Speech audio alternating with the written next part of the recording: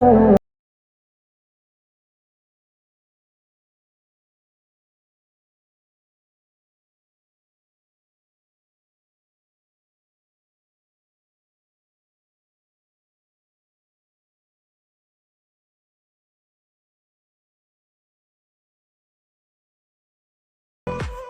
Hello guys, स्वागत है आपका YouTube channel SK friend study में। आशा करता हूं कि आप सभी लोग अच्छे होंगे, स्वस्थ होंगे, घर पर होंगे, मस्त होंगे और मज़े कर रहे होंगे। ठीक है दोस्तों, तो फिर हम लाए हैं आप ही भाइयों के कमेंट के साथ जैव प्रक्रम चैप्टर यानी कि लाइव प्रोसेस।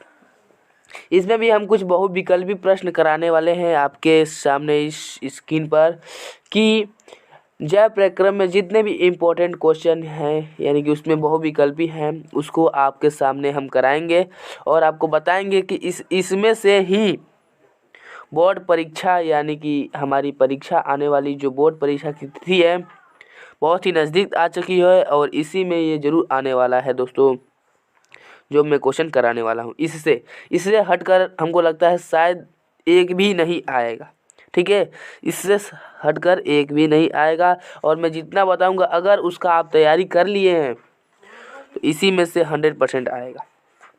तो दोस्तों हम ज़्यादा समय ना गवाते हुए प्रश्न की ओर बढ़ते हैं और पहला क्वेश्चन आपके स्क्रीन पर इस प्रकार से दिया होगा, देख सकते हैं आप कि जो क्या दिया है दोस्तों कि प्रकाश दिया है, प्रकाश संश्लेषण क्रिया में ऑक्सीजन गैस निकलती है।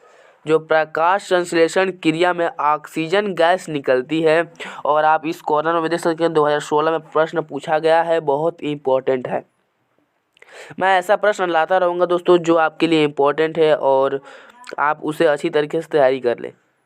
तो दोस्तों जो इसका राइट आंसर होने वाला है कि प्रकाश संश्लेषण में क्रिया में ऑक्सीजन गैस निकलती है, जो इसका राइट आंसर होने वाला है क्या होने वाला है दोस्तों, तो अगर हम कार्बन डाइऑक्साइड लेंगे तो नहीं होगा।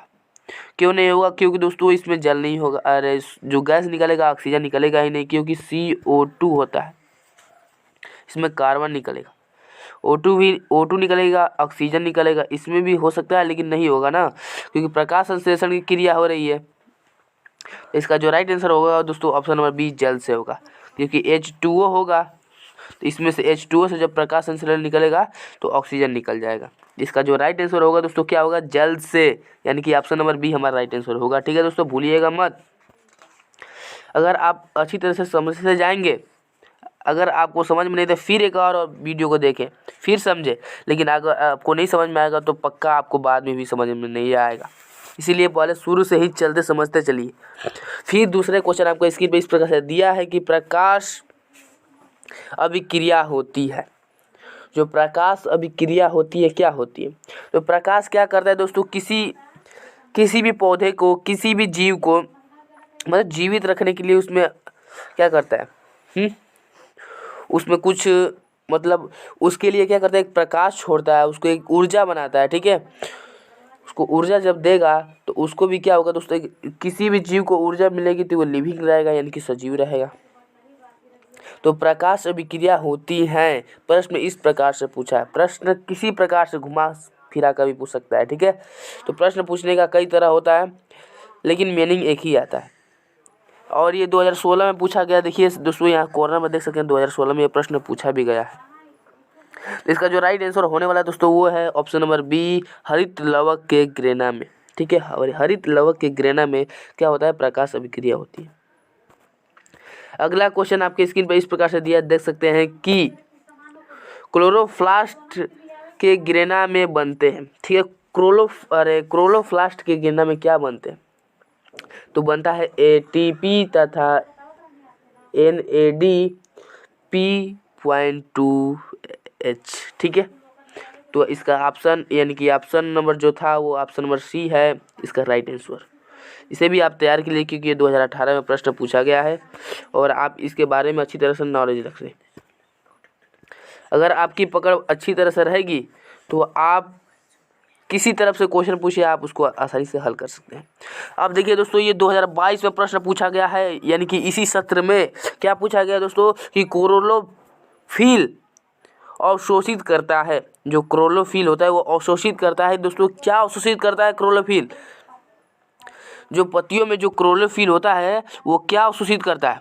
आपको पता है, जो यहाँ पर सूर्य होगा और सूर्य से ही हमको प्रकाश मिलेगा और इनसे हमको जो क्लोरोफिल मिलता है, क्या मिलता है, तो प्रकाश ऊर्जा मिलता है और प्रकाश ऊर्जा के कारण हमको क्लोरोफिल होता है, अवशोषित होता है। ठीक है, तो इसका राइट आंसर क्या होगा, ऑप्शन नंबर सी होगा। फिर अगले क्वेश्चन में बढ़ते हैं दोस्तों। देखिए देख सकते हैं आपने स्क्रीन पर दिया है कि हरित लवक के स्ट्रोमा में कौन सी क्रिया होती है। तो हरित लवक की जो स्ट्रोमा में क्रिया होती है दोस्तों, वो अप्रकाशीय अभिक्रिया होती है, यानी कि ऑप्शन नंबर बी सही होगा और ये 2016 में पूछा गया प्रश्न है। फिर नेक्स्ट क्वेश्चन भी इस प्रकार से जाते हैं कि पादपों में वायु प्रदूषण कम करने वाली प्रक्रिया है। और देख सकते हैं कि 2013, 2014 और 2018 में पूछे गए वाले लगातार प्रश्न इस प्रकार से दिया है कि पादपों में वायु प्रदूषण कम करने वाला प्रक्रिया क्या है। तो दोस्तों जो इसका राइट आंसर होने वाला है दोस्तों, वो है प्रकाश संश्लेषण। ठीक है, ऑप्शन नंबर बी ही होगा, प्रकाश संश्लेषण।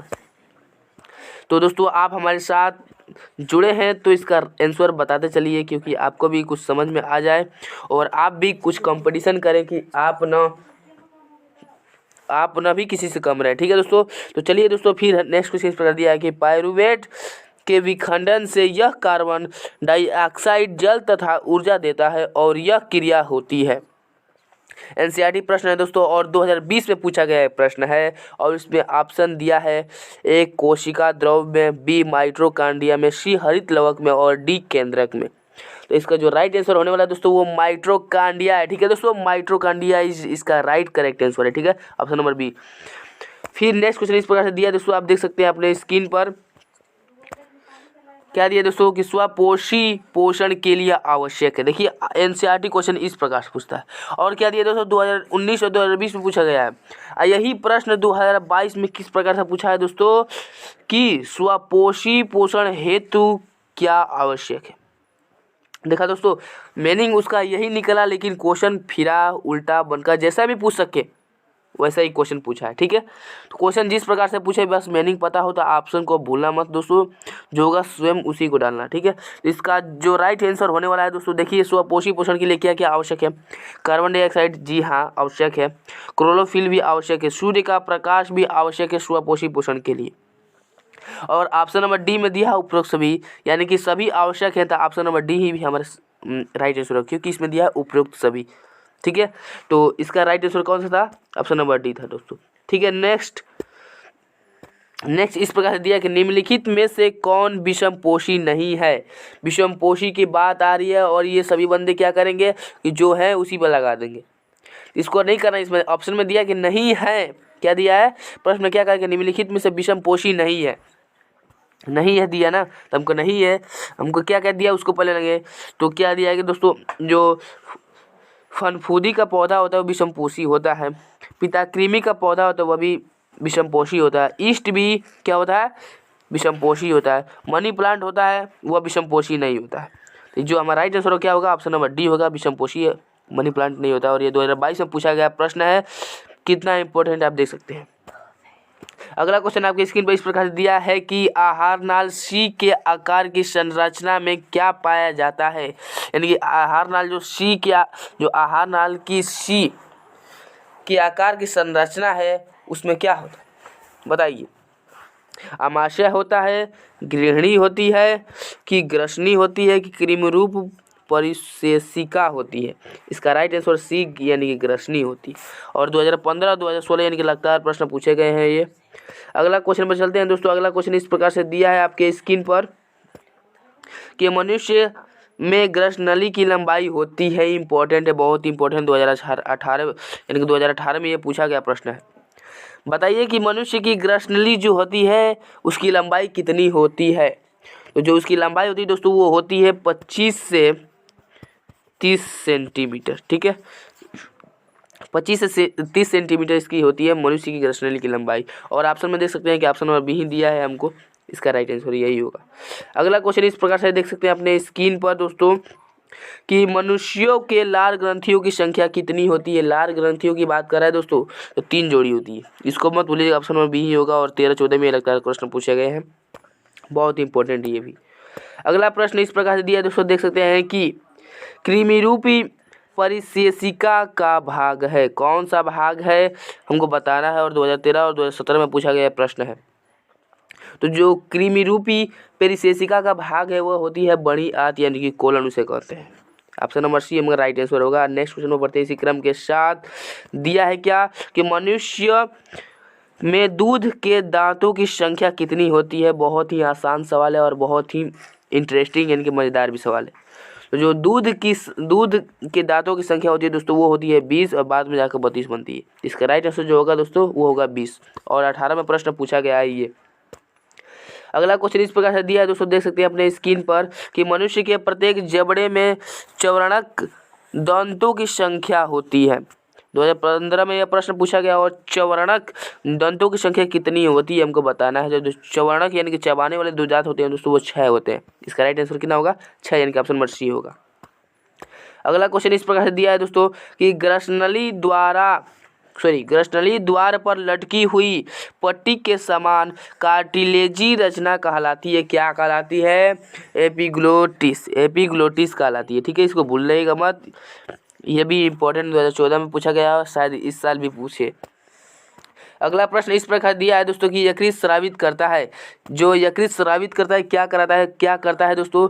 पीत रस स्रावित करता है, क्योंकि जो पित्ताशय होता है उसमें से पीत रस स्रावित नहीं होता है। आप इसे भूल कर भी गलती मत करिएगा, क्योंकि बहुत से बंदे होते हैं जो अगर पूछे कि पीत रस कहाँ से प्रभावित होता है यानी कहाँ से स्रावित होता है तो डाल देते हैं पित्ताशय।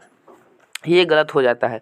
जो पीत रस स्रावित होता है कहाँ से होता है दोस्तों? तो यकृत से स्रावित होता है। ऑप्शन नंबर सी इसका राइट आंसर होगा। ठीक है, और 14, 15 और 18 में ये पूछा गया है। समझ ही सकते हो कि कितना इंपॉर्टेंट होने वाला है ये क्वेश्चन, शायद आपके बोर्ड एग्जाम में ये पूछ दे।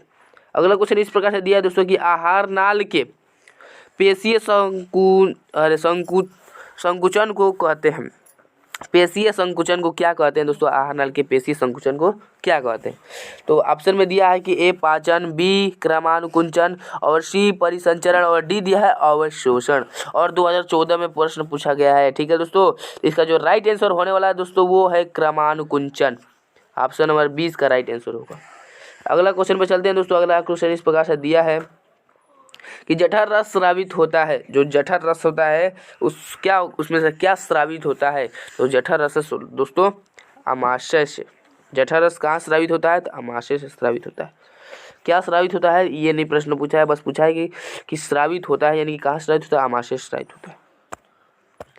अगला प्रश्न दोस्तों इस प्रकार से देख सकते हैं आपके स्क्रीन पर दिया है इस प्रकार से कि ट्रिप्सिन एंजाइम क्या करता है। आपके स्क्रीन में धुंधला सा दिख रहा होगा, कोई बात नहीं दोस्तों, मैं इसका पढ़ के बता दूंगा। ट्रिप्सिन होता है एंजाइम क्रिया क्या करता है? तो दिया है कि प्रोटीन पर करता है, स्टार्च पर करता है, या वसा पर करता है, या लवणों पर करता है। तो इसका राइट आंसर जो होगा प्रोटीन पर करता है। ठीक है, जो ट्रिप्सिन होता है एंजाइम वह प्रोटीन पर क्रिया करता है, यानी कि ऑप्शन नंबर ए इस राइट आंसर होगा।